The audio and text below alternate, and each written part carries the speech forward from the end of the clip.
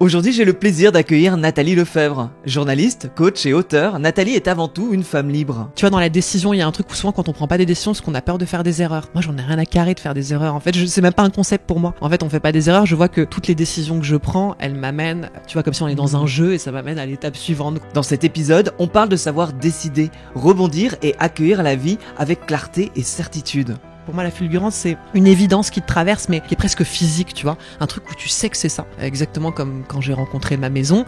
Ouais. Je l'ai visitée et c'était ma maison. Nathalie nous partage son état d'esprit pour vivre aligné. Moi, j'ai senti dans la vie que parfois, mon destin me demandait d'être capable de tout remettre en question dans la seconde, tu vois, et d'y obéir. Obéir à son destin et attirer à soi sa destinée. C'est aussi un épisode autour de la loi de l'attraction, sujet de son dernier livre, Irrésistible. Mais il est aussi question de l'acceptation de soi. Il n'y a pas une prédestination à être belle. Je pense que les gens qui sont beaux, c'est des gens qui se vivent, qui s'habitent, qui sont bien avec eux-mêmes, qui ont créé un pacte intérieur qui soit fertile. Dans cet échange, on aborde comment prendre sa place et ne pas se laisser définir par les autres. On vit dans un monde dans lequel on parle de sororité, d'envie que les femmes elles prennent leur place. On est tous en train d'applaudir Lady Gaga ou Madonna, de jouer des badass. Et en fait, quand même, structurellement, quand tu tombes sur des femmes qui se sentent libres de parler comme elles sont, de ne pas d'ailleurs être tant préoccupées du regard des autres que ça, bah ça peut déranger. C'est un échange libre, puissant, qui va te donner envie d'oser tes fulgurances, de vivre tes désirs et de manifester ce que tu veux. Un grand merci au M Social Hôtel Opéra à Paris de nous avoir accueillis pour cet entretien dans leur lieu unique. Et n'oublie pas, bien sûr, de laisser 5 étoiles sur Apple Podcast ou Spotify, ainsi qu'un petit commentaire. On a atteint les 200 notes sur Apple Podcast, cela m'a fait chaud au cœur. Et sur Spotify, lâche-toi, on arrive bientôt aux 500 notes. Sur l'Instagram Osez by Nico, tu trouveras bien sûr les vidéos pépites de cette interview. Je te souhaite une excellente écoute. Salut Nathalie. Salut Nico. Comment te sens-tu en cet après-midi ? Mais je suis tellement bien en ta présence, vraiment, je le répète, je le disais avant qu'on démarre, merci pour ton invitation. Je sens que tout l'environnement, tant dans le fond, dans la forme, il y a de la préciosité. Donc merci pour ça, merci pour ton accueil. Ouais, et puis c'est vrai que là tu le disais juste avant, mais quand tu m'as dit c'est comme si on se connaissait déjà, je me faisais la réflexion tout à l'heure, où j'avais aussi ce sentiment-là. Et c'est bizarre, hein ? Ouais, je sais pas, une connexion, un lien, une familiarité. Aussi l'impression de se reconnaître un petit peu. Tu sais, j'ai lu une citation il y a quelques jours qui disait l'amour, c'est quand quelqu'un vous donne de vos nouvelles. Je sais plus de qui c'est, mais en tout cas, j'avais un petit peu cette connexion-là. On peut parler évidemment d'amour avec un grand A, mais je pense que c'est toute l'idée des connexions. Et là, j'ai l'impression que tu me donnes un peu de mes nouvelles, donc ça fait plaisir. J'adore. Tu viens nous parler parce que à la base, et quand même, je tiens à le dire, finalement, je ne te connaissais pas pour le coup, et c'est en écoutant un épisode de podcast que j'ai pu te découvrir et me dire waouh, j'adore ce que tu dégages, je te veux dans mon podcast. Et tu sortais un livre, enfin en même temps c'est pour ça que tu avais fait cet épisode-là, le livre Irrésistible aux éditions Larousse. Oui. Et c'est pour ça que j'ai pris contact avec toi et que j'ai dévoré le livre. Je le montre à la caméra pour ceux qui sont sur YouTube. Il y a énormément de petits... C'est ce que je vois, ouais. Je sais plus comment on appelle ça. Des petites post-it pour des des post-it. petites notes. Ça t'a parlé. Ça m'a énormément parlé. J'ai été... Ça m'a... Mes soirées, mes matinées étaient vraiment dans ton intimité, parce que je trouve que dans la façon dont tu parles de toi, tu parles de ce concept de la loi de l'attraction quelque part, parce que c'est le sujet du livre. Irrésistible, finalement c'est être irrésistible face à la vie, face à tout ce qui nous arrive, mais en fait c'est... Enfin, on va en parler parce que là tu vois je reste sans voix, je sais même plus quoi dire, mais j'ai trouvé ça tellement touchant, tellement sensible. Déjà tu me dis ça m'émeut. Je me suis dit qu'il aurait fallu, c'est pas une question de falloir, mais j'ai envie de le relire si tu veux, pour vraiment comprendre, parce que ce n'est pas que ton histoire, il y a beaucoup de phrases qui sont si subtiles qu'il faut les relire pour vraiment comprendre ce que tu as voulu dire. Parce qu'elles m'ont paru tellement justes que je me suis dit il me faudra plus d'une lecture pour réellement comprendre, pas comprendre, parce que je comprends, mais pour assimiler dans mon corps, dans ma vie, dans mon quotidien. Et j'ai envie qu'on parle de tout ça. Pour les saisir dans tes cellules. Bon, déjà, en fait, il y a un truc sur sur lequel on se connecte, on se reconnaît, c'est que quand je t'écoute parler, déjà, t'es un homme vrai, c'est-à-dire que t'es capable de te dire. Et moi, j'ai pas envie d'écrire, c'est mon 4e livre, dans tout ce que je produis. J'ai pas envie juste d'écrire un livre pour écrire un livre. J'ai pas envie de chercher à être intelligente. J'ai pas envie de chercher à raconter un énième truc sur la loi d'attraction. En fait, c'était vraiment, si j'écris quelque chose, je veux mettre mon cœur, mon âme, mes tripes, et même plus encore dans mes créations. Ouais. Donc en fait, ça me touche là tout de suite, tu vois, j'ai un truc même dans la voix parce que en effet, ce livre, je sais que moi, il m'a beaucoup ému. Même quand je l'ai relu, tu vois, à la fin, quand tu dois relire avant qu'il soit imprimé, etc. J'ai un truc particulier avec ce livre et il est rentré dans ma vie à un moment aussi où il se passait beaucoup de choses, où je vivais une séparation amoureuse. J'ai aimé l'idée parce que dans mes autres livres, en fait, c'est presque comme si quand je démarrais, j'étais dans des moments où tout se passait avec fluidité, facilité. Mes ambitions, elles prenaient forme très rapidement. J'ai eu quand même 10 ans dans ma vie où tout ce que je désirais, ça arrivait presque sur un plateau d'argent.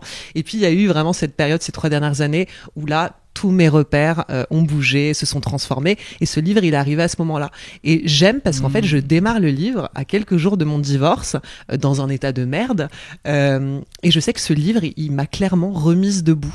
Je l'ai écrit à un été où j'avais lâché des formes d'emprise, tu vois, c'était autant dans l'affectif qu'à d'autres niveaux, des choses qui me faisaient pas du bien parce que j'arrivais pas à les gérer, parce que ça me faisait ressortir trop de blessures. En tout cas, j'étais dans un sevrage, je vais vraiment l'appeler comme ça, une période de sevrage, et j'étais chez moi en Ardèche, donc cette maison dont on a un petit peu parlé tous les deux. J'étais là, et puis évidemment j'avais le projet de ce livre, une conversation avec mon éditrice où on s'était dit ok, on part sur Irrésistible. Moi souvent mes projets en fait ils démarrent par le titre, donc ce que je vends à mes éditeurs c'est le titre qui est le concept. Elodie chez Larousse, elle sait très bien que jamais je vais lui filer un sommaire parce que je suis incapable. En fait, j'écris presque en téléchargeant. Tu vois, il y a des gens qui diraient dans la spiritualité, je canalise. Je sais pas si j'emploierais ce mot, ça me parle pas, tu vois. C'est juste que pour moi, l'inspiration, c'est ça. C'est-à-dire que il y a quelque chose dont on accouche, mais qui est déjà présent. C'est comme une femme, elle sort un enfant d'elle, mais il a déjà existé, tu vois. J'ai un peu cette impression.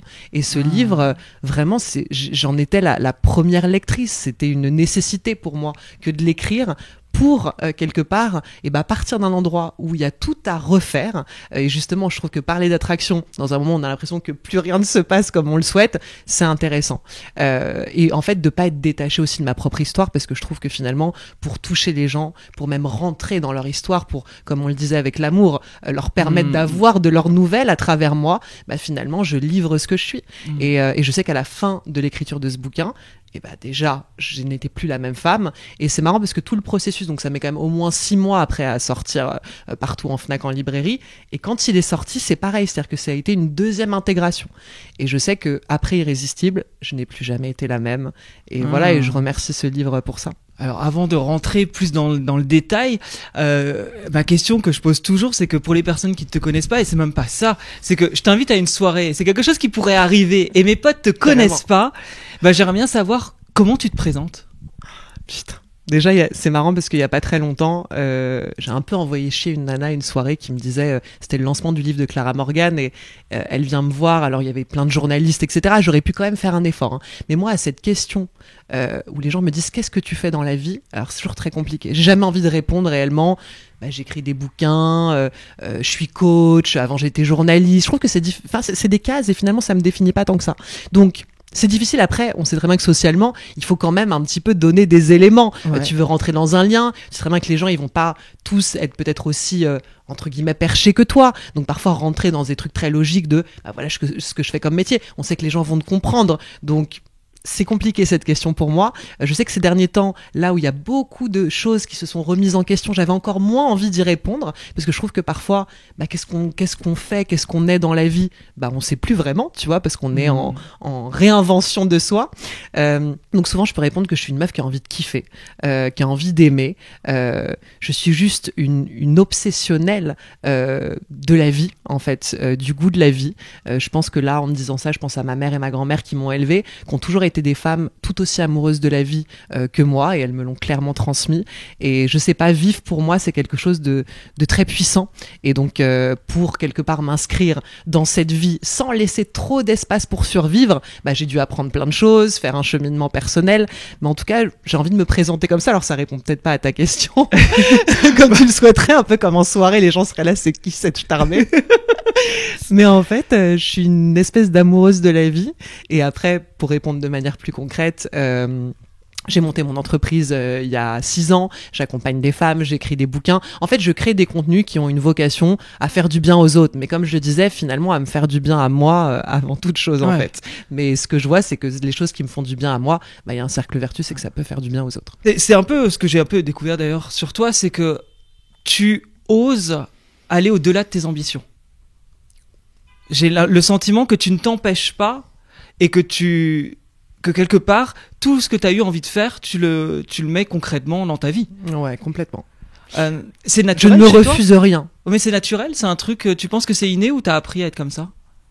De m'offrir tout l'espace des possibles, c'est assez inné. C'est-à-dire que, en fait, depuis petite fille, donc j'ai grandi dans un environnement quand même où on m'a beaucoup élevée à me dire, Nathalie, la vie elle est dure, il y a une réalité quand même. Enfin, j'ai une mère qui a beaucoup souffert aussi de problématiques d'argent, qui nous a élevés toutes seules, donc 2 enfants. Je peux comprendre aussi évidemment toute la difficulté, par exemple, ne serait-ce que financière. Voilà, ça crée vraiment des espaces de survie. Donc j'ai beaucoup été élevée dans une pensée un peu étriquée. Et il y avait un truc chez moi de liberté de survie. Déjà, je suis franco-iranienne, c'est quelque chose que je raconte parfois en interview, mais je pense que structurellement, ça a influencé quelque chose. C'est-à-dire, évidemment, on porte parfois des origines qui, même si j'ai pas grandi en Iran, jouent quelque chose dans mon existence, en fait. Et le fait de vouloir m'émanciper, le fait de vouloir gagner de l'argent. En fait, dès l'adolescence, j'allais travailler l'été, je travaillais le week-end, parce que moi, ce que je voulais, c'était être libre, en fait. Faire ce que je voulais. Donc, je voyais l'argent est un biais pour être libre. Dès l'âge de 19 ans, j'ai signé un CDI comme journaliste. Je suis partie de chez ma mère, je me suis pris mon premier appart. Donc en fait, c'est que je me refusais rien dans le sens où j'allais au devant de tu veux ça, tu peux te créer ça. Et donc, et en fait, il y a eu des miracles qui se sont passés dès le départ parce que je sors d'un bac littéraire, je passe 1 an, même pas 6 mois à la Sorbonne, j'ai pas voulu continuer. Ouais. Je passe 6 mois à la Sorbonne pour faire une licence de lettres appliquées au journalisme. En fait, au bout de 6 mois, je me dis mais qu'est-ce que je fous? Ça me fait chier. En fait, j'ai plus envie d'être sur les bancs de l'école. Moi, j'ai envie de faire mon métier. Et là, je dis à tout le monde, à mes potes, même qui nous regarderont peut-être et qui me disent à l'époque, parce que je leur dis je vais être journaliste. Ils me disent mais t'es malade ou quoi? On n'est pas journaliste comme ça.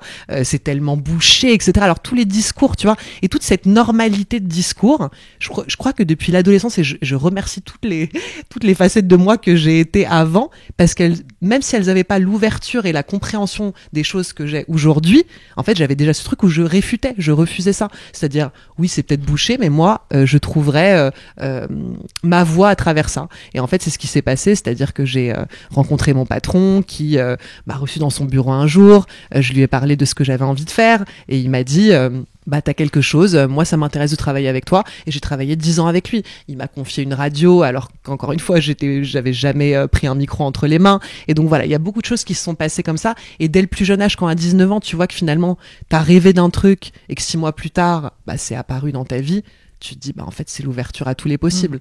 Tu parlais de miracle et tu dis dans ton livre le miracle n'est pas une attente, c'est un état d'esprit. Complètement. Qu'est-ce que tu veux dire par là? Que je pense qu'on est tous des miracles en fait. Tu sais, je pense que alors après évidemment tout dépend de la vision que vous avez, religieuse, spirituelle de l'existence. Mais pour moi déjà l'étincelle de vie, c'est un putain de miracle. C'est-à-dire que t'imagines que un jour, alors évidemment nos parents ont fusionné pour nous créer. On pourrait se dire c'est la chose la plus banale du monde, mais en fait c'est comme tu vois, Einstein le dit lui-même, on peut voir la vie comme si tout était un miracle ou comme si rien n'en était un. Et pour moi, clairement, cette étincelle de vie qui se crée, qui fait que toi et moi, là, on est l'un en face de l'autre, on a l'occasion de se croiser dans cette vie, de partager des choses, c'est un miracle en fait. Et depuis, je pense, ma naissance, alors j'ai un truc aussi, c'est que ma mère m'a tellement désirée, mon père ne voulait pas de deuxième enfant, j'ai un grand frère, et qu'en fait quand je suis arrivée au creux de son ventre, elle s'est dit elle restera, enfin cet enfant je le veux de tout mon être. Peut-être que quand j'y réfléchis, je me dis, le fait d'avoir été autant désirée par ma mère, ça m'a donné une force de vie. Peut-être c'est ce qui fait que je vois aujourd'hui des choses de cette manière-là. Mais clairement, vivre est un miracle. En plus, la chance que j'ai, j'avais envie de dire même en tant que femme, d'être née là où je suis née, de pouvoir vivre ce que je vis. Là, c'est plutôt même une conséquence que de dire ça, mais je trouve ça assez miraculeux. C'est-à-dire que j'ai de la chance, je peux créer les choses, je peux m'inventer tel que j'ai envie d'être et me réinventer. Et voilà, et la vie est trop belle comme ça. Il y a énormément de choses justement dans ton livre où dans tout ce que tu dis, alors j'ai pris énormément de notes comme je te disais d'ailleurs juste avant l'interview, je ne vais pas pouvoir toutes les lire, mais c'est comme si j'aurais voulu que tu sois à côté de moi pour à chaque fois me donner presque plus d'informations, parce que ça me parlait tellement sur le lâcher prise, sur s'habiter soi, sur tellement de notions de comment on arrive à attirer, à vibrer. En fait, tu le dis d'ailleurs, c'est même pas que toi qui le dis, c'est James Allen, les humains, c'est marrant, j'ai marqué les humaines. Les humains n'attirent pas ce qu'ils veulent, mais ce qu'ils sont. Comment t'as réussi, toi, à attirer ce que tu étais plus que ce que tu voulais? C'est intéressant. Déjà, ça passe aussi par les contrariétés. C'est-à-dire que parfois, tu vois, structurellement, on est quelque chose. Donc, je le disais en introduisant pour être la plus sincère possible, il y a aussi dans ma vie des espaces où je me suis sentie abandonnée, rejetée. Donc, structurellement, j'étais un peu fondée comme ça. Et j'attirais dans ma vie des choses qui allaient dans le sens d'illustrer ce que je portais à l'intérieur. Donc, moi, je pense que quand on parle d'attraction, première chose à se dire, c'est « Ok, on peut tous se faire des listes. Enfin, toi et moi, si on pouvait commander d'avoir 1 million d'euros demain, laisse tomber, on en userait si on pouvait demander. Et dans l'attraction, il y a vraiment ce truc de tout ce que vous pensez, vous allez l'attirer. Bon, je trouve ça trop abstrait, ça me parle pas tout à fait. Et parfois dans la spiritualité, il y a aussi quand même des concepts où on est là en train de se raconter des théories. Moi, ce qui m'intéresse, c'est la pratique. Donc, je peux réciter tous les mantras du monde, je peux méditer des heures par jour, les 1 million d'euros, ils vont pas me tomber du ciel comme ça.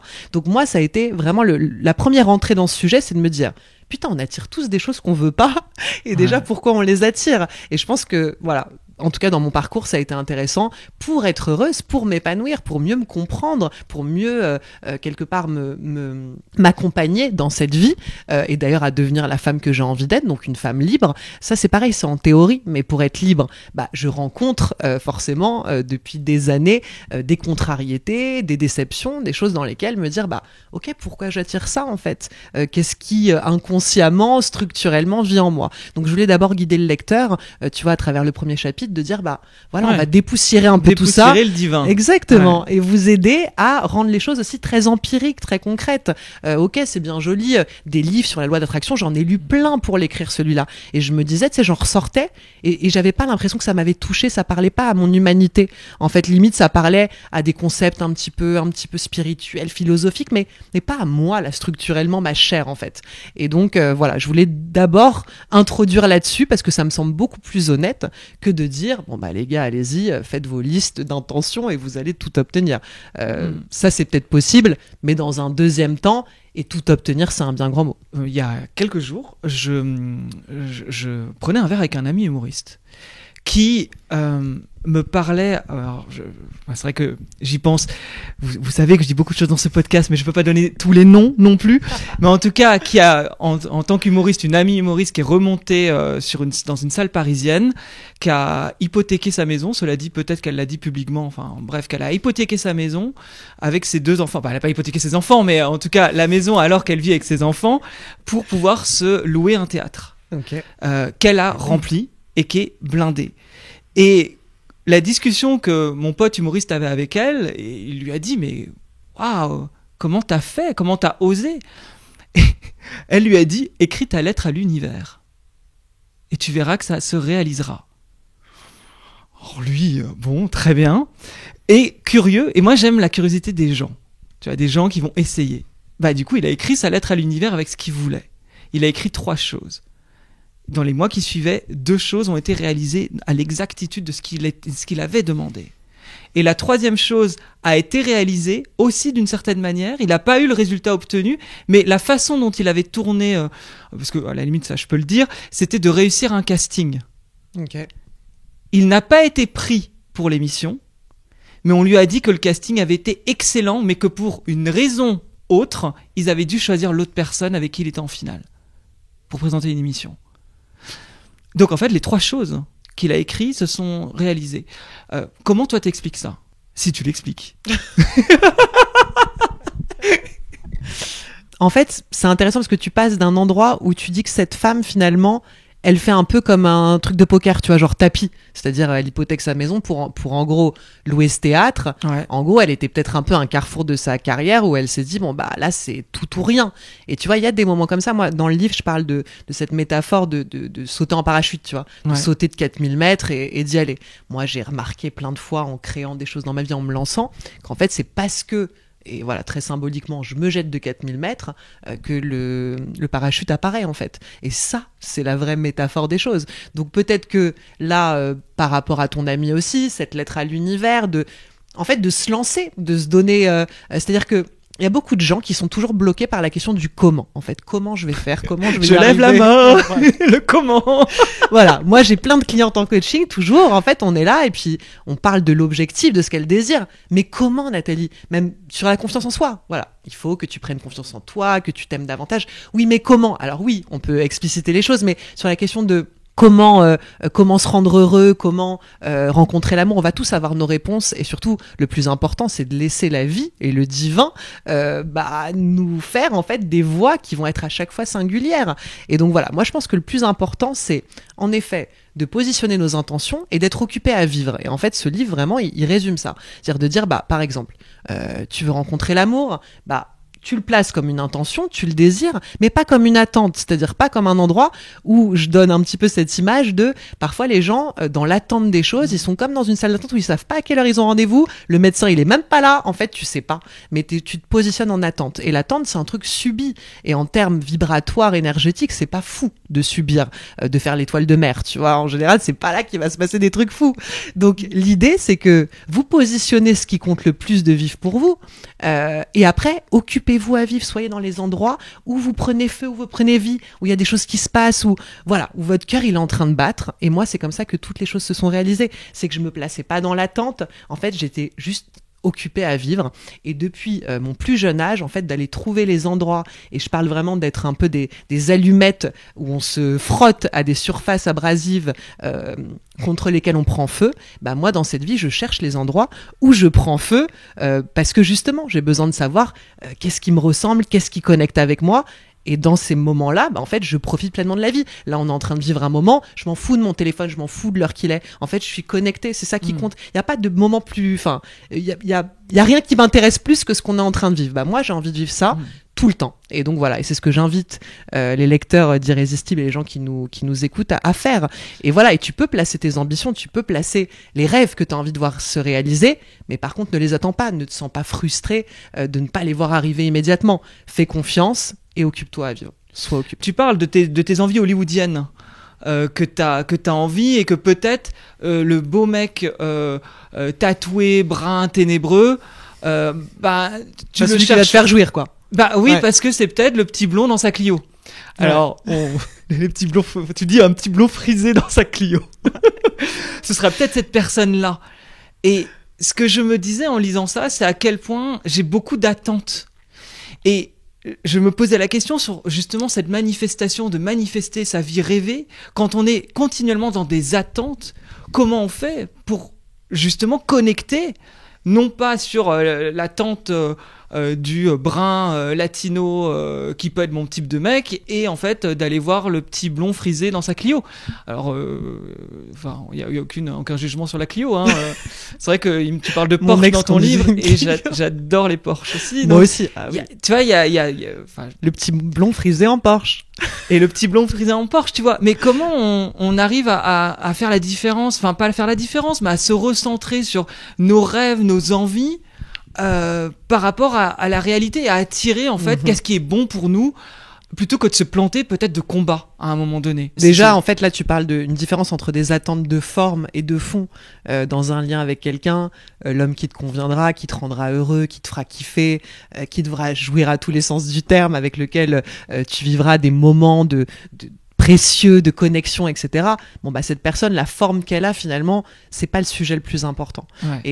Et je pense que parfois, je le dis aussi, c'est un peu comme les femmes trophées, tu vois. Je pense qu'il y a beaucoup d'hommes, et d'ailleurs des hommes du développement personnel que j'ai interviewés, qui m'ont dit, bah, tu sais, moi, à 25 ans, j'avais pas de succès, les femmes, elles me regardaient pas. Donc, en gros, maintenant, à 50 piges, où je vends des centaines de milliers d'exemplaires de mes bouquins, et qu'il y a des listes, des files interminables de femmes qui veulent se faire dédicacer et me donner leur numéro, bah, j'en profite. Et aujourd'hui, je vis ce que j'ai pas pu vivre. Et tu vois, ce truc de revanche, j'en parle parce que je trouve qu'à la fois c'est très humain, je le juge pas, mais c'est très présent. Et le côté femme trophée, bah, on le voit partout. C'est-à-dire, les mecs, ils sont là, peut-être que d'avoir une très belle femme à leur côté, type mannequin, etc., bah, ça les fait se sentir peut-être moins moches qu'ils ne le ressentent. Enfin, tu vois, on peut chercher aussi à l'extérieur, quelque part, à venir compenser un truc qu'on n'a pas assez à l'intérieur de soi. Et au final, d'ailleurs, peut-être que dans ces liens trophées, c'est pas là où on est le plus heureux, c'est pas là où on est le plus épanoui. Est-ce que ces mecs qui sont vieux et blindés avec leurs petits jeunes, est-ce qu'ils passent des heures à discuter, à refaire le monde, à rire, etc.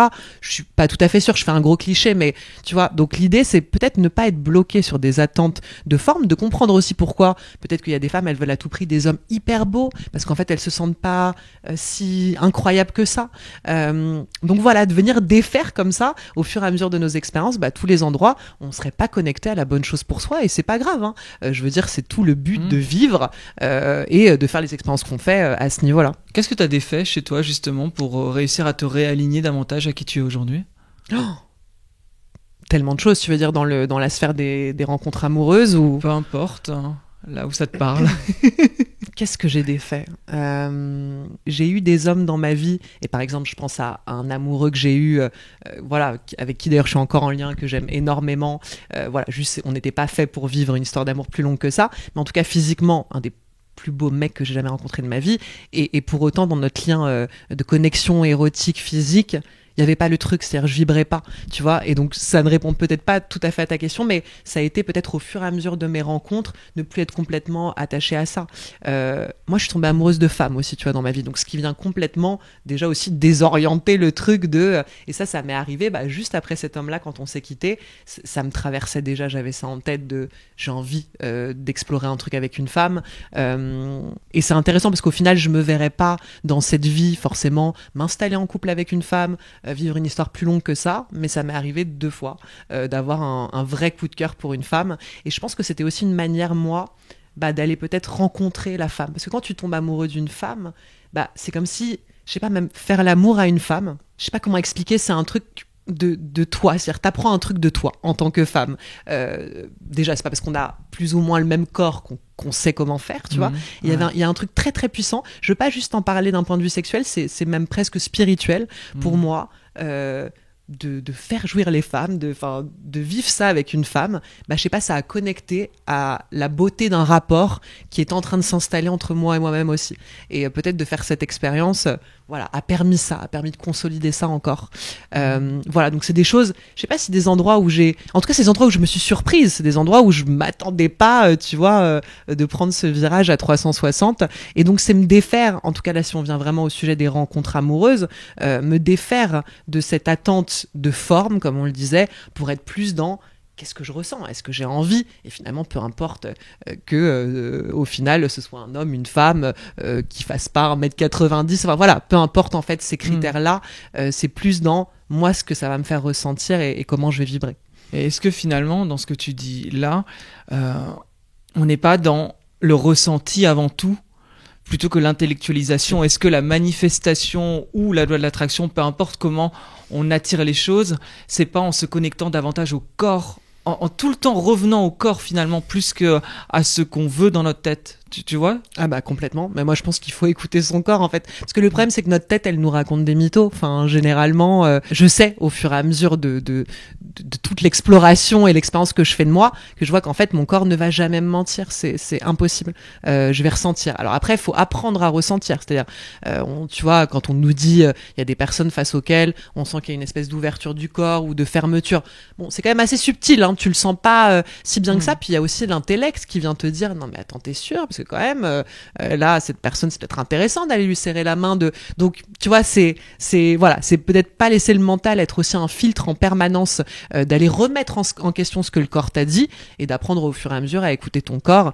Et ça, je sais pas, dans tous les espaces, tu vois, on parle beaucoup de consentement aujourd'hui. C'est intéressant cette question. Pour moi, le consentement, il y a presque une notion de corps, c'est-à-dire, en fait, il y a des fois la tête, elle est complètement ouverte à plein de choses, mais le corps, il l'est pas. Et je parle pas que de sexualité, c'est à tous les niveaux. Donc, moi, je vous encouragerais en fait à être connecté à votre corps, vos cellules, ce que vous ressentez, et ce truc de sentir son cœur battre, tu vois, sentir qu'il se passe un truc dans son ventre, voilà, les frissons, etc. Moi, j'adore. C'est-à-dire que je suis complètement fan de cette sensation d'avoir des frissons qui me traversent, de sentir que c'est juste. Je sais pas trop comment expliquer, que c'est l'évidence, tu vois. Et l'évidence, c'est une des plus belles sensations que j'aime ressentir dans mon corps. Et comment tu fais la différence, par exemple, entre une angoisse, une peur de quelque chose et justement cette vibration profonde d'une forme d'évidence, mais qui n'est pas bouffée par la peur? C'est intéressant. Parce qu'en fait, le trac, il me fait pas le même effet, en fait. Le trac, tu vois, il y a entre le trac et versus peur, angoisse, l'endroit où il faut pas y aller, où il faut plutôt couper. Le trac, c'est déjà un truc qui est pas toujours agréable à ressentir, mais qui est quand même important. Tu vois, c'est-à-dire que pour moi, je sais que dans cette vie, là, ces derniers temps, je me suis dit, putain, j'ai pas assez le trac. Là, il faut que j'ai de nouveau un peu le trac, parce que derrière le trac, j'ai découvert tellement de facettes de moi. Et je sais que ça pétille pas de la même manière, tu vois. C'est comme boire un champagne ou un vin rouge. Enfin, ça va pas te faire le même effet dans le corps. Le trac, il y a un truc pétillant, qui est... Oui, en effet, ça te fait quand même... T'as un truc dans le ventre, t'as les mains moites, voilà, tu ressens ça. Ouais. Les mêmes effets que la peur. Mais ça va pas être complètement similaire en termes de sensations.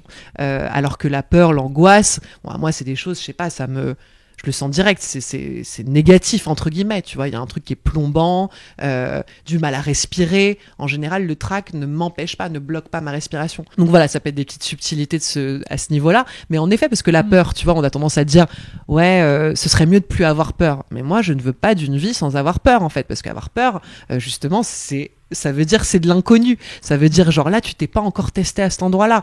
Donc, quelque part, c'est plutôt bon signe. On parle de sauter en parachute, c'est un truc que j'adore faire. Est-ce que quand tu sautes de 4000 mètres, t'as peur? Bah oui, mais c'est normal, en fait. C'est pas naturel d'aller se balancer dans l'avion. Ouais, donc voilà, à l'aube d'une rencontre, j'ai toujours le trac. Si je vais à un rendez-vous galant, un date, j'ai le trac, bien sûr. Et ça veut rien dire. Enfin, j'ai confiance en moi, je suis bien dans ma peau, mais ça n'a rien à voir, en fait. C'est juste que c'est normal, parce que c'est palpitant.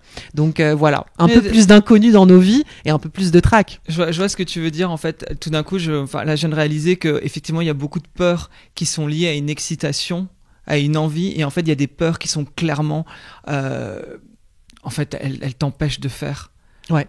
Mais il y a des peurs, par contre, c'est logique de les avoir. Ouais, complètement. Même si je me souviens, j'avais fait une rencontre en Colombie, lors de mon voyage en Colombie cette année, on m'avait dit fais très attention en Colombie en règle générale, et qui plus est si tu fais des rencontres. Et je me souviens de faire un date avec un mec, mais que je faisais venir à mon Airbnb, donc pas en public. Et de le voir débarquer, j'étais au premier étage, et en fait, il me dit « je suis là ». Et il avait une casquette noire, je le voyais de dos.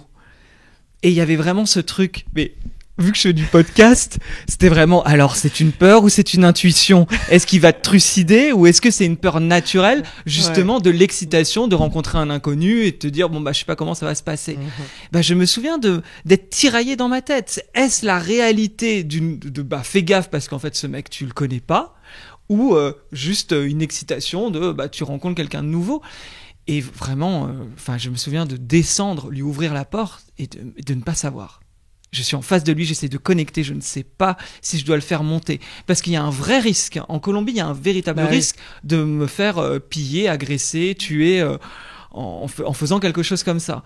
Et il parlait pas très bien anglais, donc du coup on a échangé quelques mots et puis ça s'est bien passé. Et ça s'est très bien passé et on a bien papoté. Enfin bref, peu importe la suite. Le fait est que je me souviens de faire quelque chose qui était peut-être dangereux, d'y aller quand même, et d'avoir mon podcast qui tourne dans ma tête en mode est-ce que ton intuition est bonne ou pas, et à me dire mais t'es vraiment pourri dans tes ressentis.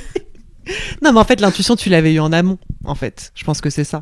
C'est-à-dire que là, au moment où il était là, c'était juste les dernières minutes. C'était plus là que ça se jouait. Ça se jouait quand t'as échangé avec lui, que tu lui as donné ton adresse. C'est là que tu savais que c'était ok. Tu vois ce que je veux dire? Pour moi, c'est ça plutôt. Et après, oui, sur les dernières minutes, t'es en mode, qu'est-ce que j'ai foutu? Parce que le gars est là, parce qu'en plus, tu sais, on s'accroche, ça c'est le mental. Il a une casquette noire, il a un truc, est-ce que c'est un gangster, tu vois? Il faisait un peu sombre. Mais je pense que l'intuition, tu l'avais eu en amont, clairement. Sinon, tu l'aurais pas... Tu vois, il y aurait pas eu ce feeling naturel. T'aurais eu un truc qui t'aurait bloqué. Tu vois, surtout si t'es quelqu'un d'intuitif. Il y aurait eu une information, tu vois, peu importe laquelle, mais qui t'aurait traversé. Mais est-ce que toi, selon toi, justement, l'intuition fait partie de la manifestation? Quelque part, quand on est aligné avec nos ressentis, c'est beaucoup plus simple d'attirer ce qu'on a envie dans notre vie. Oui, c'est sûr, en fait. Et puis, quelque part, l'instinct d'être une personne capable, comme on le disait, d'être connectée à son instinct, à ce qui nous appelle, à ce qui nous plaît. Il y a tellement de gens qui se réalisent dans une liste de cases à cocher, d'endroits par lesquels, justement, vivre une reconnaissance sociale, parentale, même des gens beaucoup plus âgés. C'est-à-dire que quand tu vois, là, j'en parle beaucoup dans le livre, l'espèce de liste de je vais rencontrer quelqu'un, je vais faire des enfants, on va acheter un pavillon, on va prendre un chat, un chien, etc. C'est pas pour dire que ça ne correspond à personne, mais que quand même, on est beaucoup trop nombreux à aller vers je vais me trouver un CDI, je vais une sécurité. Et en fait, finalement, est-ce qu'on vibre vraiment là-dedans? Pas toujours, ça peut nous faire vibrer d'ailleurs 10 ans, puis après, on peut devenir quelqu'un d'autre aussi. Je trouve que c'est intéressant. On a connu des générations où nos parents, ils sont restés quand même beaucoup les mêmes, tu vois, pendant très longtemps. Et nous, j'ai l'impression qu'on est là en train de dire, on peut être une personne entre 20 et 30 ans, entre 30 et 40 en devenir une autre. Après, tu vois, en fait, ça peut évoluer. Et moi, j'ai l'impression que chez moi, mais il y a tellement de facettes de Nathalie que je vais découvrir, en fait. Nathalie va me surprendre dans cette vie, et je le sens parce que ça a déjà été le cas.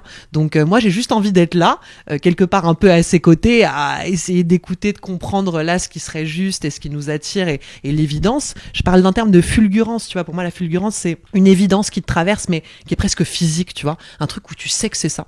Exactement comme quand j'ai rencontré ma maison. Ouais. Je l'ai visitée et c'était ma maison, en fait. Et pourtant, je ne cherchais pas de maison à la campagne, j'étais parisienne, j'avais toute ma vie qui était à Paris. À l'époque, j'avais un CDI chez Radio Médecine Douce, enfin, tu vois, je gérais cette radio. J'avais rencontré mon ex depuis 1 an. Enfin, c'était pas dans les plans, en fait. Et parfois, la fulgurance aussi, c'est comme si elle te force à remettre en question les perspectives de ce que tu avais imaginé. Il faut être capable de ça dans la vie, tu vois. Il y a des gens très croyants qui disent Dieu ou Jésus, ou je sais même pas si c'est pas dans la Bible ou les évangiles, mais c'est l'idée que soi-disant le Christ, il veut que tu sois capable de tout abandonner pour lui. Je trouve que c'est intéressant parce que finalement, sans parler du Christ, juste moi j'ai senti dans la vie que parfois mon destin me demandait d'être capable de tout remettre en question dans la seconde, tu vois, et d'y obéir. Et je suis pas une femme qui obéit facilement, à part dans des contextes où ça peut être agréable, mais en tout cas à mes fulgurances, j'ai toujours obéi. Je les ai jamais, j'ai jamais, même, je sais pas, mentalement essayé de comprendre, d'argumenter. Non, je le ressens, c'est tellement puissant. Et je sais pas si toi, ça te connecte à des moments dans ta vie où t'as senti que putain, waouh, ça, enfin, c'est ça, quoi. C'est ça. Je suis en train de, je sais pas, que ce soit une matière, un projet, une maison, un lieu, une rencontre, sentir que là, voilà, c'est fulgurant, c'est évident. Je pense qu'on a on a beaucoup de points communs, mais on a une différence, c'est que t'as l'air d'avoir une faculté à décider assez facilement. Ouais. Que décider fait partie de ta vie, là où moi, douter, je décide puisque je fais, mais néanmoins, la décision est précédée par beaucoup de doutes qui peut me bloquer. Ça te vient d'où, cette facilité de décider ? Je pense de ma confiance en moi. Je pense que c'est le fait de me faire confiance. Et tu vois, dans la décision, il y a un truc où souvent, quand on prend pas des décisions, c'est qu'on a peur de faire des erreurs. Moi, j'en ai rien à carrer de faire des erreurs. En fait, c'est même pas un concept pour moi. En fait, on fait pas des erreurs. Je vois que toutes les décisions que je prends, elles m'amènent, tu vois, comme si on est dans un jeu et ça m'amène à l'étape suivante, quoi. Donc, en fait, il y a pas d'erreur. Toute décision n'est jamais une fatalité. Tu peux revenir dessus. Mais je vois qu'en fait, et même, tu sais, mon premier livre s'appelle C'est décidé, je m'épouse. Et c'est vrai que ça, je l'ai compris plus tard, tu vois, quand j'ai vu que j'avais quand même écrit un livre, même des années plus tard, qui s'appelait C'est décidé, je m'épouse. Presque la plus grande, la partie de la phrase la plus importante, c'est le c'est décidé. Parce que dans le fait de décider qu'on va aimer la personne en nous, déjà, c'est pas juste en claquant des doigts, en fait. C'est la décision qui va créer l'engagement. Et voilà. Et je sais prendre des décisions dans ma vie, autant celle d'aller vers des chemins auxquels je m'attendais pas, de savoir dire non, de rompre, d'ouvrir une porte, enfin, voilà. Donc, j'avance, en fait. Je sens que la décision, elle est nécessaire, elle est fertile, voilà. Et puis, encore une fois, les gens qui se posent trop de questions avant de se décider, ils perdent du temps. Pour moi, décide-toi et puis tu verras après. Mais tu penses que et même si j'ai des doutes, Ouais. d'ailleurs, je dis souvent aux gens, on peut avoir confiance en soi, avoir des doutes. Moi, j'ai des doutes en permanence, mais c'est pas ce qui m'empêche de prendre des décisions quand même. C'est normal de douter, c'est humain. Mais juste sentir que là, j'ai envie d'aller vers cette voie et peu importe, je cherche pas à l'argumenter. Pareil, je me justifie pas, ni auprès de moi, ni auprès des autres. C'est un truc, c'est hyper libérateur. C'est-à-dire, je justifie pas. Si je dis non à quelqu'un, je vais pas lui dire non, mais, à cause de ça, etc. Ouais. Je me justifie pas et auprès de moi. Et ça aide à une décision. C'est-à-dire que si tu as besoin de t'argumenter à toi, le pourquoi tu veux aller vers ça, laisse tomber, ça va prendre un temps infini. Je voudrais revenir sur un point, surtout que j'en parlais hier. J'en parlais avec quelqu'un avec qui pour tout te dire, et on en a parlé avant, donc avec un date que je vois demain. Okay. Et je lui parlais du fait que je lisais ton livre, que j'adorais. J'ai envoyé les photos de certains chapitres. Enfin bref, je parlais de ce que tu as écrit. Et il me disait, moi, ça me fait un peu rigoler la loi de l'attraction parce que à un moment donné, j'ai lancé ma pièce de théâtre, j'ai tout fait, elle a eu un succès auprès de la presse ou je sais plus, mais il n'y a pas eu le succès escompté après dans la longueur, et puis il y a eu des problèmes avec des gens, et il dit, c'est bien beau, mais on peut pas tout contrôler, et tu dis d'ailleurs à un moment donné, le mérite n'a rien à voir avec l'attraction. Vous pourrez bosser de manière acharnée, tenter d'être parfait dans tous les domaines, de toujours bien agir avec les autres et de faire de votre mieux. Ce n'est pas à cet endroit que vous obtenez ce que vous désirez. Ce n'est pas une monnaie d'échange. Est-ce que tu peux m'en dire plus, parce que cette phrase fait écho justement à mon pote qui, je mérite d'eux parce que j'ai tout fait pour, et pourtant j'ai pas le résultat que je veux. Je remarque quand même dans la vie, c'est compliqué de se détacher de l'attente du résultat. Mais moi, toutes les fois où j'ai fait les choses pour le plaisir de les faire, en même temps, tu vois, c'est intéressant parce qu'on rentre dans une réflexion où parfois j'ai jamais réfléchi à ça. Mais c'est vrai que sur le résultat, toutes les fois où j'ai fait des trucs parce que ça m'apportait avant tout à moi, et c'est pour ça que même quand je parle de l'écriture de ce livre et tout, quand j'écris ou je produis quelque chose, je crois pas que toutes les fois où ça ait marché, j'avais l'attente d'un succès. Je crois que j'avais juste le désir de ça, en fait. Tu vois, l'espèce de fulgurance de j'ai envie d'écrire ça. Mon premier livre, jamais j'aurais imaginé qu'il se vendrait comme ça, à autant d'exemplaires, etc. En fait, il n'y avait même pas cette attente. Et même quand tous mes potes me disent toujours « alors tes ventes, etc. » Je ne suis pas le genre de personne qui appelle son éditeur pour savoir « alors on en est où, etc. » Parce que je veux pas m'attacher à ça. Je veux pas que cet élément-là puisse être déceptif par rapport au plaisir que je peux avoir. Déjà d'avoir écrit ce livre qui avait beaucoup de sens pour moi, qui m'a beaucoup apporté à moi. Je sais que déjà, tu sais, souvent on peut dire on produit un truc, si ça touche une personne, c'est qu'on aura gagné.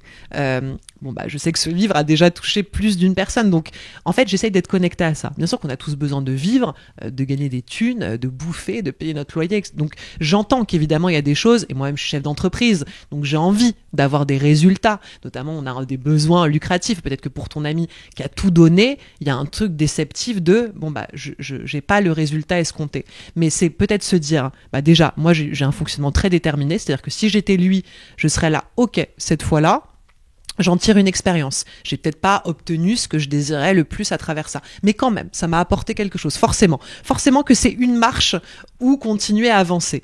Et moi, j'ai quand même l'impression que dans cette vie, quand il y a des gens qui juste ne lâchent rien dans le cheminement en fait d'aller vers des projets qui continuent à faire battre leur cœur. Peut-être que ton ami, il y aura un autre projet qui va se présenter à lui, qui va se présenter à son âme, à son être, et qui va le porter vers d'autres choses. Et peut-être qu'en fait c'est parce que c'était prévu et qu'il y avait quelque chose qui devait pas aller plus loin avec le projet qui n'a pas abouti plus que ça, et qu'il y en aura un autre qui va se présenter, un peu comme une rencontre amoureuse qui nous mènerait pas à vivre l'absolu de ce qu'on veut vivre. En fait elle a été un élément tu vois, qui nous fait monter une marche supplémentaire. Donc j'ai envie de répondre à un truc comme ça en fait j'essaye et je vois que je suis heureuse quand je suis détachée de l'attente du résultat, de me dire putain j'espère que mon livre va avoir du succès. C'est comme si déjà quelque part j'y place un truc qui est je sais pas, qui est pas juste, parce que pour moi ce livre est un succès dans le sens où il m'a permis d'évoluer, donc tu vois, il y a là, c'est déjà une première étape. Moi c'est des fois une question que je me pose, parce que j'ai l'impression parce que moi je lui donnais mes exemples personnels. Ce podcast a été créé avant même qu'il existe. J'allais voir des gens, j'étais au Salon Zen et j'allais voir les gens en mode est-ce que tu veux venir dans mon podcast. Le podcast n'était pas créé, mais je vibrais le truc, il y avait un truc d'évidence, et j'allais chercher des oui, mais le oui était déjà dans ma tête. Les gens que j'allais voir, pour moi, n'allaient pas me dire non. Il y avait un truc très d'incarné. J'incarnais le podcasteur. Le podcast n'était pas publié. Le nom n'était même pas encore officialisé. Et tous les gens, ton élan, quoi. J'avais mon élan, et en tout cas, tous les gens à qui j'ai demandé à ce moment-là de venir dans mon podcast, ils ont tous dit oui. Quand j'ai voulu investir dans l'immobilier, je partais de zéro. J'ai créé des cartes de visite avec marqué mon nom et investisseur immobilier, et je donnais lors des visites à des agents immo cette carte. Je n'avais jamais investi dans l'immobilier. J'incarnais, mais vraiment, quand en fait, je me souviens des sensations. Je vibrais le truc, quoi. Je suis devenu investisseur immobilier dans l'année qui a suivi. De toute façon, ça s'est déroulé comme. Et je me pose la question par moment à quel point c'est de l'acharnement ou une véritable vibration. Tu vois, je me pose la question. Je sais pas si t'as. C'est beau l'acharnement. C'est beau d'insister. Tu vois, je sais plus, une citation qui dit il faut insister, mais jusqu'à la bonne limite. En tout cas, moi, je suis une forceuse. Tu vois, d'ailleurs, mes potes, ils te diraient Nathalie, c'est une forceuse, en fait. Mais forceuse dans le sens positif. C'est-à-dire, en fait, je suis quelqu'un, moi, j'appellerais ça de la détermination, un peu comme toi, je suis mes élans. Il y a des fois, il y a des trucs, ça me porte, c'est comme ça, j'y vais, en fait, je réfléchis pas. C'est même plus fort que la tête, le corps. C'est comme si tout notre être entier est en train de foncer on va faire ça, en fait. Voilà, on va créer ça. En fait, et comme si, aussi, quand tu le décris, que tu le fais, j'ai l'impression que t'as pas d'endroit où tu viens remettre en question, trop réfléchir, douter, enfin voilà, t'y vas en fait. C'est un peu dans la même idée que la fulgurance de tout à l'heure. Donc dans ces moments-là, est-ce que tu t'attaches nécessairement au résultat ou juste t'es connecté à première étape les cartes, deuxième étape on fait ça, après on donne. Et en fait moi quand je fonctionne comme ça, c'est là où ça prend.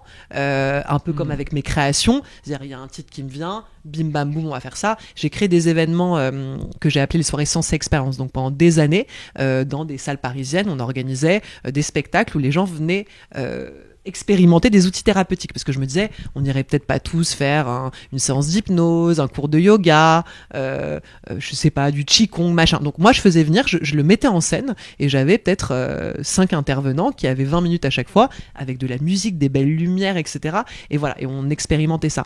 Pareil, ces spectacles c'était presque du culot, tu vois. Là on parle beaucoup avec Marie Saint-Filtre de la vertu du culot, mais c'est ça en fait, et l'audace c'est ça, c'est oser, c'est ça, tu vois. Et ce podcast il s'appelle Oser by Nico, et c'est pour ça, c'est parce que t'as ce truc de à des moments t'as comme tout le déroulé, tu vois, et je sais pas si ça te parle cette notion là, mais il y a des moments où c'est même au-delà de notre réflexion, je sais même pas si c'est pas un truc d'inspiration, c'est-à-dire petit 1, petit 2, petit 3, et en fait c'est voilà, mener des actions qui vont amener à ce que ça s'ouvre, que tu puisses devenir investisseur, que tu puisses créer un podcast qui aujourd'hui rencontre du succès, etc., etc.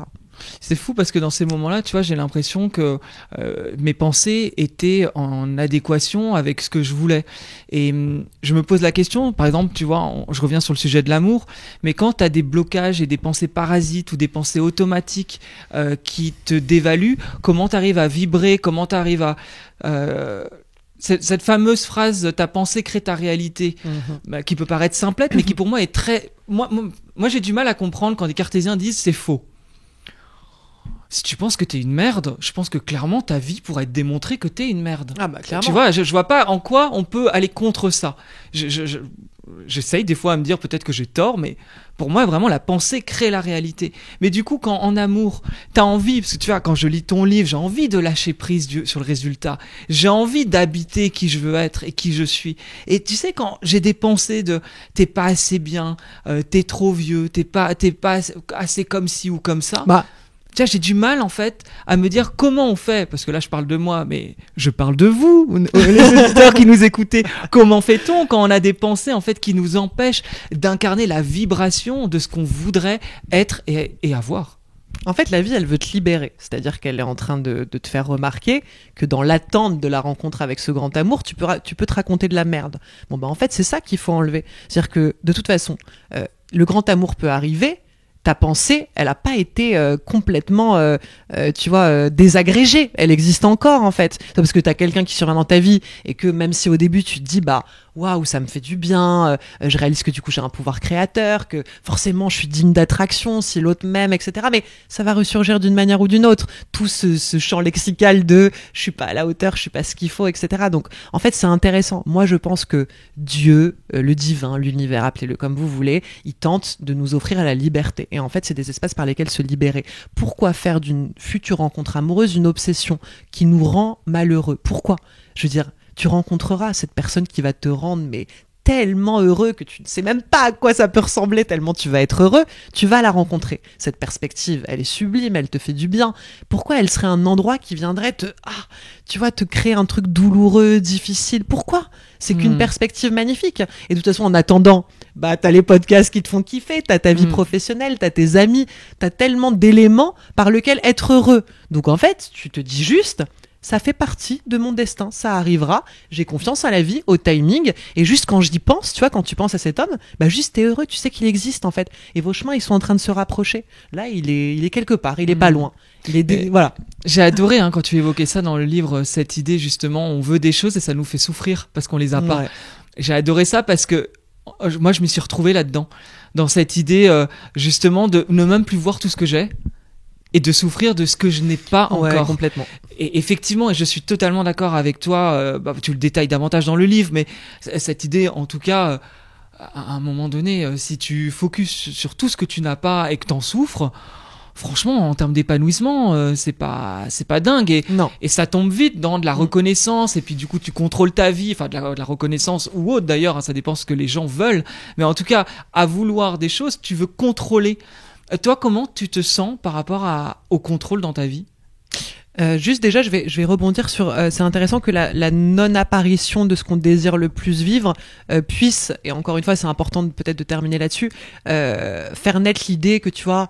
Je suis pas assez, ça veut dire qu'en fait je suis pas digne d'amour, je suis pas beau, je suis pas intelligent, je suis pas suffisant. En fait pour moi c'est toute la matière sur laquelle il faut complètement switcher. Et si les gens qui nous écoutent ça leur parle de se dire dans l'idée et l'attente de cette belle rencontre amoureuse, je me raconte que de la merde sur moi. C'est voilà, c'est exactement ce travail là qui manque en fait pour moi et qui a à faire de renforcer la vision qu'on a de soi, d'aimer être soi quand même, c'est pas tu vois optionnel dans cette vie, en tout cas si on a envie d'être heureux. Moi je trouve que de se vivre et d'être bien dans la peau, dans le corps, avec la personne avec laquelle on vit, c'est une base franchement qui fait qu'on est bien, tu vois, on se sent en sécurité, et c'est des choses qu'on attend beaucoup de l'extérieur, mais finalement déjà de s'accueillir soi-même, il y a un truc de sécurisant.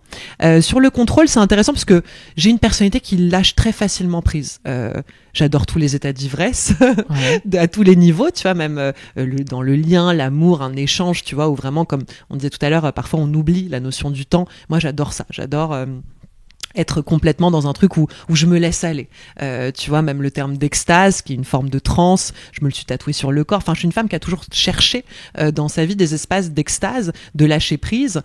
Et c'est intéressant parce que du coup, je me voyais un peu noir ou blanc là-dessus. Je me suis dit, si t'es comme ça veut dire que t'es pas contrôlante.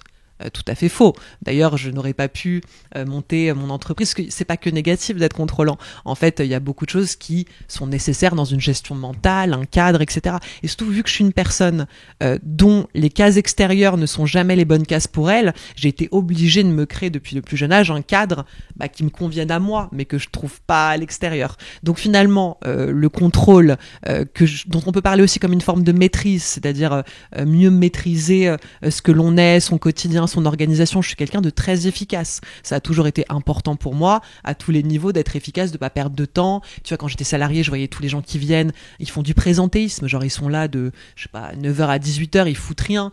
Moi, j'ai un truc où si je viens, je disais à mon patron d'ailleurs, moi, mes heures, je les vends pas. Si j'arrive à 11h et que je repars à 16h, c'est parce que j'ai fait ce que j'avais à faire. Et que si t'es pas OK avec cette logique, on se comprend pas. Il m'a dit, OK, je te laisse fonctionner comme ça. De toute façon, t'as ton média, c'est toi qui gères. Moi, tant que je vois que tu m'apportes les résultats de ce que je veux, ça me convient. Donc quelque part, la notion de contrôle, elle est pas que négative. Et je pense que dans la vie, c'est important de subtiliser aussi toutes ces notions qu'on voit un peu de manière manichéenne, genre on est contrôlant, on est quelqu'un qui sait faire confiance et qui lâche. Par contre, vouloir contrôler les autres, vouloir contrôler son monde extérieur, vouloir contrôler des choses sur lesquelles on n'a pas de contrôle, évidemment que ça c'est vain. Et j'invite, alors je sais plus à travers quoi, mais en tout cas dans le livre, à évidemment développer en soi de la confiance, même de la foi. Tu vois, moi, je suis une personne qui développe encore sa foi. Ces derniers temps, j'ai beaucoup été dans les églises, tu vois, j'en parle dans le livre. Même, tu sais, avoir cet intérêt, je sais pas, l'église, j'ai pas grandi dans une foi religieuse, mais je trouve que c'est quand même intéressant. Et ces derniers temps, j'écoute aussi beaucoup de choses autour des évangiles, du Christ, tu vois, même si c'est pas un truc avec lequel j'ai eu de l'affinité auparavant. J'ai un papa qui est musulman, une mère qui a grandi plus ou moins avec le baptême et dans la foi catholique, mais qui a jamais souscrit, et un frère qui est bouddhiste. Donc vraiment une espèce de représentation religieuse diverses et variées. Et donc ces derniers temps, je trouve que la notion justement pour peut-être lâcher du contrôle à des moments dans sa vie, ouvrez-vous à la foi. Et peu importe la foi, ça peut passer par plein de choses, ça peut passer par des croyances qui sont les vôtres. Mais voilà, en tout cas, ça peut aussi passer par des voies religieuses et aller dans des endroits dans lesquels on sent du sacré. Y a un truc où on s'en remet, tu vois. Venir se déposer, venir lâcher prise dans ces espaces et dire, voilà, le divin et moi, on forme une équipe et on va créer quelque chose en cet instant, dans cette vie. Voilà. Et de faire de la place à ça, de toute façon, ça remplit le cœur, ça fait du bien. C'est ce qui est impressionnant, tu vois, c'est que il y a beaucoup de détails dans tout ce que tu racontes dans ton livre, les exemples que tu donnes, où je vois que j'ai pu les atteindre dans des moments où je lâchais, en tout cas, effectivement, ce que je veux, et où je lâchais une forme de contrôle, et où je reconnectais à la foi. Et je pense que, tu vois, là où tu arrives à reconnecter de certaine manière à cette foi-là, moi je le vis, mais quand je pars en voyage, ou quand je vais faire une retraite. Mais en fait, je n'arrive pas à le recréer dans la vie quotidienne. Et c'est quelque chose qui revient souvent dans le podcast d'ailleurs, où je pose la question, où je m'interroge moi-même sur comment trouver ces moments un peu de grâce et de connexion à soi et au monde quand on est dans un quotidien qui va très vite ou pas vite, ça dépend quel quotidien tu as, tu vois, en soi. Mais en tout cas, une routine qui empêche quelque part la nouveauté et de connecter à toutes ces choses incroyables. Je pense réellement qu'on peut connecter à des choses incroyables, mais que ça demande de s'organiser. Tu vois ce que je veux dire ? En tout cas, là, t'as l'impression que quand tu pars à l'étranger, vu que c'est une totale perte de repères, là, il y a tout qui est possible, en fait. Et ici, t'as l'impression que les choses, elles sont trop structurées pour faire de la place, quoi, au facteur inconnu, exactement. Et est-ce qu'ici, dans cette routine qui est ta vie, est-ce que tu arrives à te surprendre, à avoir des moments dans le quotidien où tu vas vers des choses auxquelles tu t'y attendais pas Ok. C'est peut-être ça. Non, c'est peut-être ça le truc. Ouais. Peu. Parce qu'en fait, dans le voyage, forcément, là, t'es en train de décrire quelque chose où tu maîtrises rien. Donc, dans cette non-maîtrise, il y a de l'émerveillement qui naît. Il y a des rencontres de ouf, il y a des trucs qui se passent. Mais en fait, ça, tu peux le recréer dans le quotidien. C'est juste que peut-être dans le quotidien, il y a, ne serait-ce que dans tes journées, peut-être te dire, je sais pas, je me crée 1 heure où je sais pas ce qui va se passer, mais je vais aller faire un truc nouveau. Moi, je me suis souvent fait ça dans ma vie, tu vois, des listes de choses où, tiens, en fait, il faut que je teste ça, il y a encore tellement de choses, on a tellement de choses à tester, expérimenter dans cette vie, tu vois, je pense qu'on n'aura pas assez d'années pour le faire, mais en fait, se surprendre encore et encore, continuer. Le fait de vivre toute seule aujourd'hui dans la nature, dans le sud, en Ardèche, pareil, c'est un truc où tous les gens qui me connaissent, même ma mère me disait mais c'est impossible, t'es beaucoup trop parisienne, c'est ton endroit Paris, qu'est-ce que tu vas foutre à la campagne, tu vas te faire chier. Et c'est justement intéressant parce que même dans la manière dont les autres nous perçoivent et dont nous on peut finir par se percevoir, c'est enfermant en fait, parce que moi j'ai découvert une toute autre version de moi que je n'aurais pas pu découvrir sans cette maison.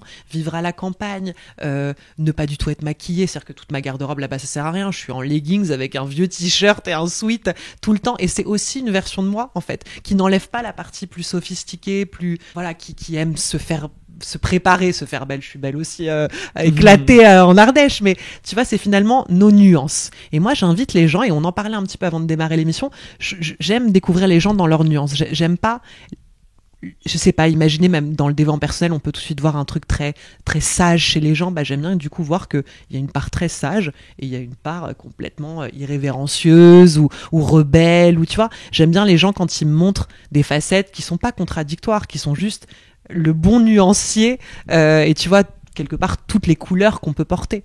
Donc voilà, j'ai envie de te dire peut-être que là, ce qui manque à ta vie, peut-être que ta vie quotidienne, elle est très sécurisée. Ce qui lui manque, c'est peut-être de l'aventure. Tu vois, peut-être que...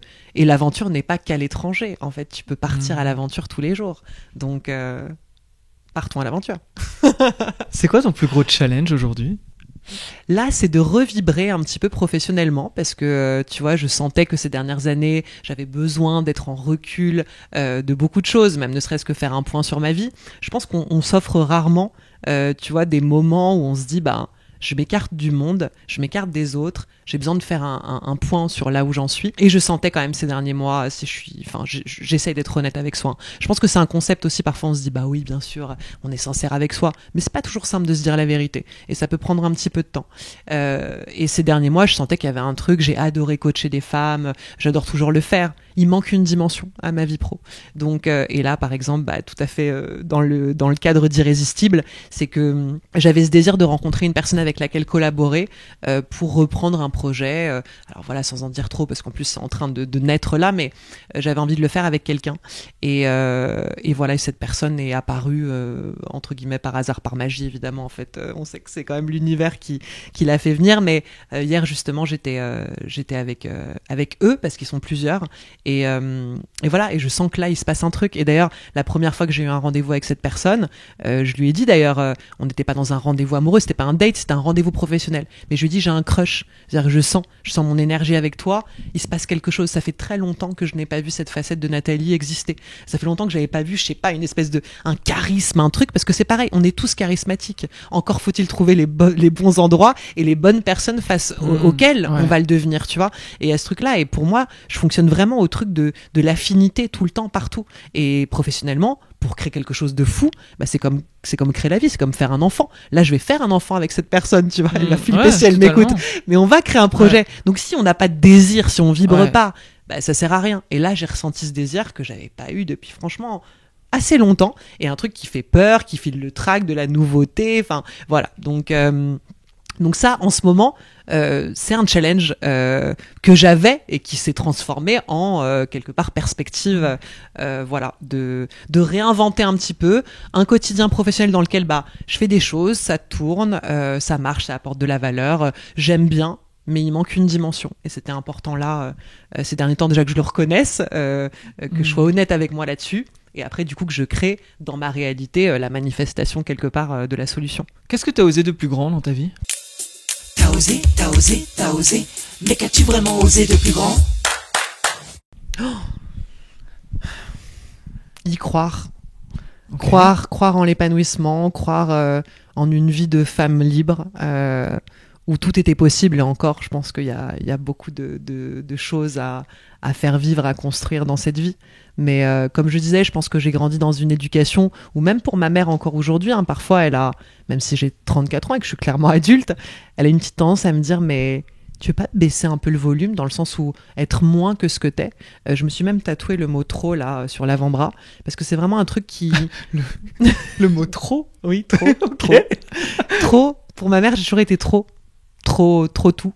Et elle a vraiment ce truc où même là, tu vois, les bottes, elle va me dire bah je sais pas, tu vois, c'est trop vulgaire, c'est trop voyant. Je sais plus ce qu'elle m'a dit, elle me dit c'est trop violent. Je dis violent ? À quel niveau des cuissardes violettes sont violentes ? Mais en fait, c'est sur la couleur, c'est ce que ça peut démontrer. C'est l'image, c'est le fait d'être vue. Tu vois, bah en fait, vu que j'ai toujours été une femme libre, enfin qui en tout cas se montre, se dit au monde, un peu comme je le racontais, bah pour ma mère c'était une peur de si elle est comme ça, elle va s'en prendre plein la gueule, elle va souffrir, on va mal l'interpréter, mais c'était sans vraiment connaître encore la fille qu'elle avait mis au monde et qu'elle allait découvrir. Et finalement, pour moi, les gens, ils peuvent m'interpréter, ils peuvent ne pas me comprendre, ils peuvent penser telle ou telle chose de moi, quelque part, ça m'appartient pas. Et vraiment, j'ai un truc où, que ce soit même des gens qui vont m'admirer à outrance, ça m'appartient pas, comme me trouver horrible. Il y a beaucoup de gens aussi, j'ai beaucoup de clientes qui me disent parfois mais Nathalie en fait il y a un moment donné où j'ai arrêté de te suivre parce que t'avais trop confiance en toi et ça me dérangeait. Et tu vois, c'est aussi marrant parce que on vit dans un monde dans lequel on parle de sororité, d'envie que les femmes elles prennent leur place, on est tous en train d'applaudir Lady Gaga ou Madonna, de jouer des badass, et en fait quand même structurellement quand tu tombes sur des femmes qui se sentent libres de parler comme elles sont, de ne pas d'ailleurs être tant préoccupée du regard des autres que ça, bah ça peut déranger. Alors c'est intéressant parce que la majorité de ces femmes, elles reviennent vers moi plus tard, elles me disent bah finalement aujourd'hui j'ai fait mon chemin, je comprends que ça parlait de moi et pas de toi, mais c'est bien, c'est pour ça que je laisse à chacun l'interprétation qu'il veut. peut-être que des gens vont écouter ce podcast et dire elle est insupportable, et peut-être les gars qu'on se reverra dans 5 ans et que vous vous direz finalement je le perçois différemment. Là on déborde un peu parce que c'était ma dernière question, mais il y a quand même quelque chose auquel je pensais et en fait quand je t'ai vu tout à l'heure, je me suis dit waouh, elle est belle. C'est la première chose que je me suis dit. T'es grande et t'es belle. Et tu sais, la pensée que j'ai eue dans ma tête, ça doit être tellement plus facile quand on est une femme grande et belle.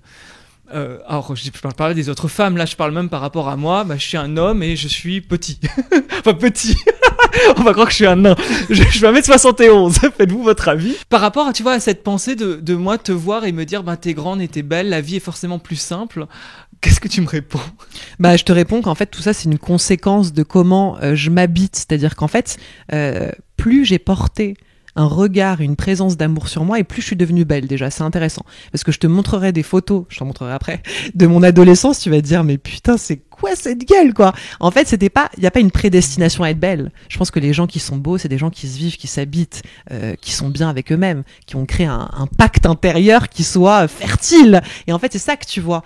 Au-delà de ma beauté, je pense que c'est peut-être ce que je dégage, tu vois, c'est mon charme, c'est même la voix, tu vois, la voix, elle traduit beaucoup de choses, notre confiance en nous, le fait qu'on soit posé dans la vie. J'ai pas ma voix actuelle par hasard, je suis pas née avec cette voix. Elle s'est formatée comme ça, au diapason de ma personnalité, de ce que je suis devenue.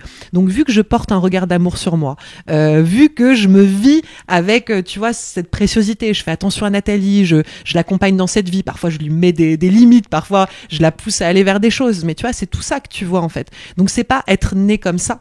Quand je parlais d'amour de soi, il y avait des gens qui me disaient ouais, mais c'est facile pour vous. Mais c'est pareil, c'est en fait là-dessus, c'est un endroit où se dire moi c'est bon, je suis pas né avec ce qu'il fallait, donc je pourrais jamais incarner ni de la confiance ni de l'amour. Sachez-le, l'amour rend beau, en fait, et rend beau n'importe qui. Donc voilà, moi je crois qu'en fait c'est ce que j'ai eu une obsession à faire vivre et vraiment à consolider en moi, qui donne aujourd'hui en fait ce truc-là. Après être grande, petite, tu sais, là en plus j'ai mis des talons aujourd'hui, je fais 1m69, grande, petite, enfin c'est pas la question. Ouais, t'aurais dit plus. Oui, oui. Oui, totalement. Ouais. Donc ça, c'est intéressant aussi parce que c'est un truc de perception en fait. On a l'impression que la personne elle est grande.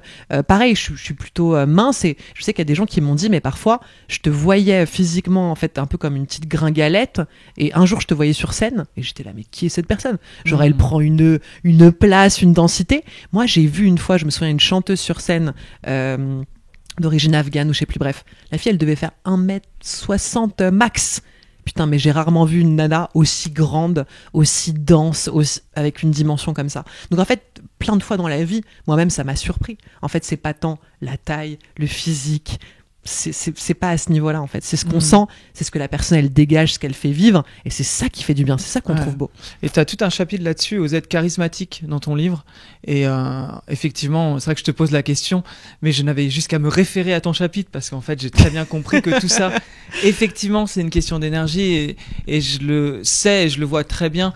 Tout ce que tu viens d'expliquer là, en fait, cet épisode, je trouve que on est sur comment voguer dans notre rivière, en faisant du mieux qu'on peut entre nos pierres. Alors je parle de rivière sans faire pourtant attention à cette rivière en face de chez toi, mais c'est vraiment ça que quand je t'écoute parler, quand je vois tout ce que tu racontes, il y a cette idée de oui, des fois il y a des galères, il y a des justement galets, des rochers, etc. Mais c'est de contourner, c'est d'essayer, c'est d'être dans son flow, dans son unicité, et en fait de briller tel que l'on peut. Alors c'est des mots que j'utilise beaucoup dans mon podcast, mais que tu résumes, mais que tu habites, en tout cas quand on te voit, et t'as tellement raison sur le fait, si tu te sens beau et que tu te mets en valeur, forcément les gens vont te trouver plus beau que si tu fais aucun effort, et encore une fois tes pensées créent ta réalité, donc c'est mais tu es beau, moi non mais vraiment tu vas finir par croire que je veux te pécho, mais peut-être peut-être, et je vous le dirai hors antenne, chers auditeurs. Non mais c'est vrai, moi aussi je partage ça, je me sens belle dans ton énergie, tu vois, c'est pas juste le côté esthétique, c'est autre chose, c'est se sentir choyé, je te l'ai dit à plusieurs reprises là depuis qu'on s'est retrouvés, il y a ça, et en fait ton cœur est beau, ton âme est belle, tu es beau en fait, et ça, plus t'en as conscience et plus ça va transparaître. Voilà, mais déjà rien que dans cet instant, moi je pense que tu as déjà quand même fait du chemin avec ça. Il y a 2-3 trucs encore à venir peut-être ajuster, en avoir encore plus la certitude, sans sentir que ah merde, mais pour qui je me prends de me raconter que je suis beau. Bien sûr que t'es beau, t'es quelqu'un de bien, ton cœur il est pur, ton âme, tes intentions, ce que t'es, enfin voilà, crois en ça, regarde ça aussi, et ton charisme, ta joie de vivre, enfin tout ça, c'est ça. Moi je pense que ce qui plaît aux gens en général, encore une fois, c'est ce que je dégage, hein, c'est pas ce que je suis. Juste physiquement, un peu comme on peut trouver des beautés mannequins, machin. En fait, c'est pas ça. C'est juste les gens sont beaux quand ils sont habités par eux-mêmes et quand ils sont heureux d'être ce qu'ils sont. Où est-ce qu'on peut te retrouver ? Enfin, je tiens à te remercier d'ailleurs pour tes mots, hein, qui me touchent. C'est vrai qu'il y a le côté podcasteur qui enchaîne. T'as raison.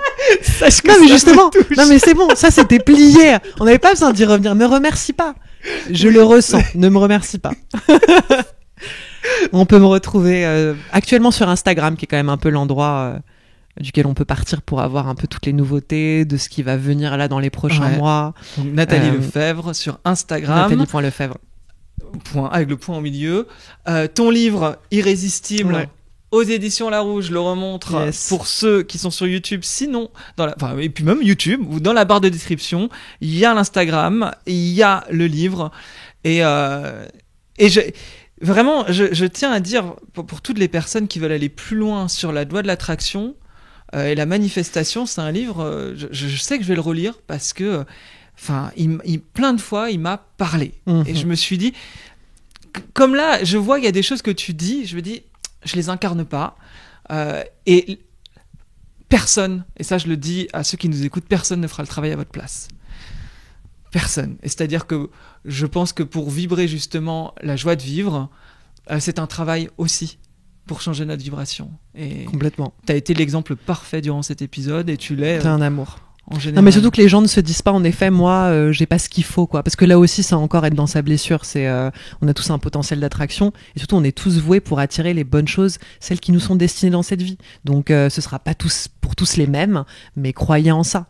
Et aujourd'hui tu vois, c'est comme je sais pas les rencontres, en fait peu importe le physique, il y a des gens ils sont heureux quand ils ont connecté justement à ce qu'ils étaient, plus à ces notions de mérite mais juste à reconnaître, en fait la reconnaissance, tu vois, c'est un élément tellement important à s'offrir à soi. Donc n'utilisez pas les autres pour vous interpréter négativement, faites l'inverse. Voyez chez les autres des choses que vous pouvez vous autoriser à commencer à faire vivre, à télécharger, et voilà, et vous en valez la peine quelque part. Donc allez-y, commencez à poser ce regard d'amour sur vous et vous allez voir, c'est le début du changement. Vive le changement et merci beaucoup en tout cas, et je te dis à très bientôt. À très très bientôt. Salut. Merci d'avoir écouté cet épisode jusqu'au bout. J'espère sincèrement que cet échange avec Nathalie Lefebvre a pu t'inspirer. Tu sais que tu peux laisser 5 étoiles sur Apple Podcast ou Spotify ainsi qu'un petit commentaire.